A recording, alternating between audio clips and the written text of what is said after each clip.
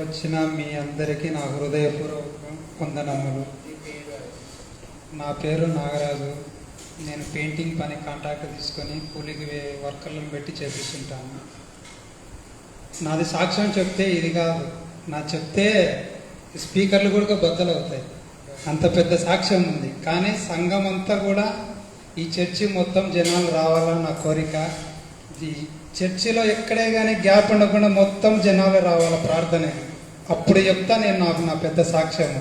ఎన్నో రోజులు ఎన్నిసార్లు నేను సావడానికి తెగించిన. మా ఇంటి పక్కల ఎవరైనా కానీ నా జోలికి వచ్చినారంటే కొడవళ్ళు కత్తులు తీసుకొని ఎంపల్లాడేవాడిని నేను. ఎన్నో ఒక రోజున ఫుల్గా మందు తాగి రైలు కమ్మీలు పట్టాలకి నాకి ఉన్నంత గ్యాప్ ఒక మూరడి గ్యాపే. ఎట్లా పోయానో నాకు అసలు తెలియదు. లేచి చూస్తే రైలు కమ్మీల దగ్గర ఉన్నా నేను. దేవుడు ఇంకా నన్ను బ్రతికిచ్చి ఈరోజు మందిరానికి నడిపించినాడు.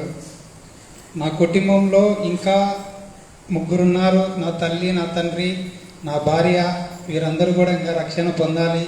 వారు కూడా రక్షణ పొందుటకు మీరు ప్రార్థన చేయండి.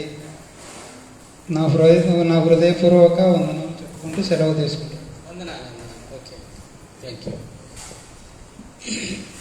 అన్నగారి సాక్ష్యం ఏంటంటే, అన్నగారు ప్రభుని నమ్ముకున్నారు, దేవుని మార్గంలోకి వచ్చినారు. కానీ కొన్ని పరిస్థితుల కారణంగా త్రాగడం వలన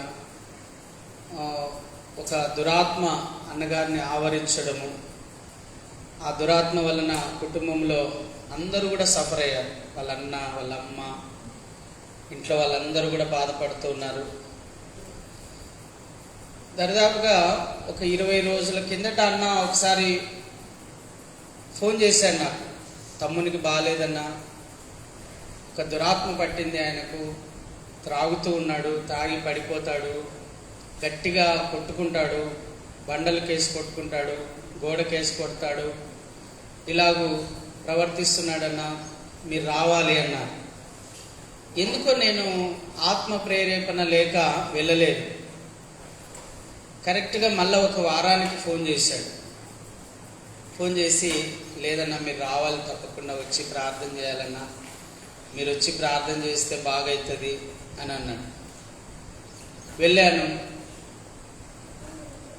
ప్రారంభ ప్రార్థన చేశాను, 3 పాటలు పాడాను, సువార్త వాక్యం వినిపించాను.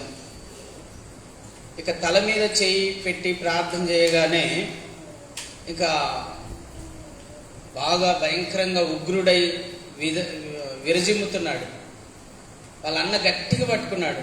సుబ్రాయుడు అన్న, లైన్మెన్, ఇక్కడ నందమూరి నగర్ సబ్స్టేషన్లో లైన్మెన్ అన్న, గట్టిగా పట్టుకున్నాడు. నేను తల మీద చేయి పెట్టి ప్రార్థన చేశాను. తర్వాత నోట్లో నూనె వేసి తల మీద చేయి పెట్టి, తల మీద కూడా నూనె వేసి తల మీద చేయి పెట్టి ప్రార్థన చేశాను. ఆ దురాత్మ విడిచిపోయింది. ఇక ఆ రోజు ప్రార్థన చేసాం, మరుసటి రోజు ప్రార్థన చేసాం, మళ్ళీ మరుసటి రోజు ప్రార్థన చేసాం. ఇంకా ఆ దురాత్మ కనిపించలేదు. తర్వాత ఒకరోజు రాయపాడు గ్రామానికి కూడా సువార్త మీటింగ్కి తీసుకుని వెళ్ళాం. ఇక ఆ దురాత్మ కనిపించలేదు. ఇక మళ్ళా దేవుడు అద్భుతంగా మళ్ళా చర్చికి ఈ ఆదివారం కూడా నడిపించాడు. అందుని బట్టి కూడా యేసయ్య నామమునకే మహిమ కలుగునుగాక. అన్నగారు బాప్తిసం తీసుకున్నారు. అన్నగారి పేరు విక్టర్ రాజు.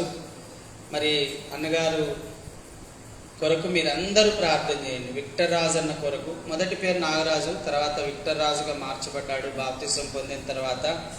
మరి దేవుడు ఆశ్చర్యకరంగా అన్నను రక్షించాడు. ఆయన సాక్ష్యం కూడా బాగుంది. అది కూడా మనం ఒకరోజు మీటింగ్లలో విందాం. మరి అన్నగారి కొరకు మీరందరూ కూడా ప్రార్థన చేయండి.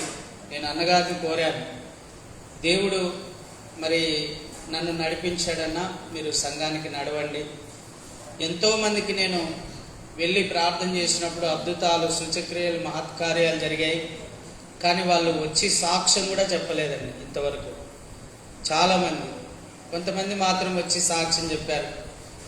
అంతకుముందు వారంలో, పోయిన వారం కాక అంతకుముందు వారంలో పులిమద్ది నుంచి జయరాజన్న ఆయన భార్య వచ్చి సాక్ష్యం చెప్పారు. ఎంత మంచి సాక్ష్యం! దేవుడు అనేకమైన అద్భుతాలు చేస్తూ ఉన్నాడు. కానీ వారు వచ్చి సాక్ష్యం చెప్పడం లేదు. కొంతమంది మాత్రం చెప్తూ ఉన్నారు. అందుని బట్టి కూడా యేసయ్య నామమునకే మహిమ కలుగును గాక.